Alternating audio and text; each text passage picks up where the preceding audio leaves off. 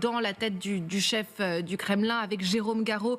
Bonjour, correspondant en Russie. On se demande sur ce plateau depuis Paris, c'est pour ça qu'on a besoin de vous aussi, si Trump va revoir ses ambitions à la baisse, céder aux exigences de Poutine. Jérôme, est-ce que vous pouvez nous dire quelles sont les lignes rouges du Kremlin sur lesquelles Vladimir Poutine ne va pas bouger lors de ces négociations qui s'ouvrent aujourd'hui? Bonjour Paola, bonjour à tous.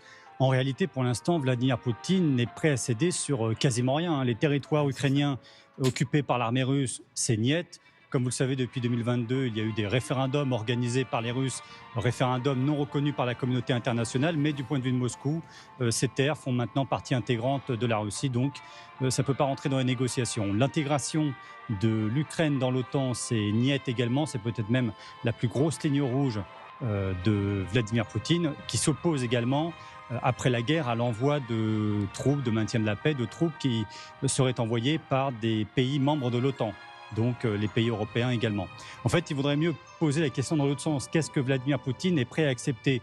Et en réalité, assez peu de choses. On a parlé à un moment donné du contrôle de la centrale nucléaire de Zaporijjia, qui pourrait peut-être entrer dans les échanges, l'intégration de l'Ukraine dans l'Union européenne. Alors les Russes officiellement s'y opposent, mais avec moins de fermeté que l'intégration dans l'OTAN. Mais vous voyez, il y a quand même très peu de choses sur lesquelles Vladimir Poutine serait prêt à accepter des compromis. Pour l'instant, en échange des concessions qu'il exige, le Kremlin ne propose qu'une seule chose, c'est d'arrêter les combats. Merci Jérôme Garraud, en direct depuis Moscou, correspondant pour LCI.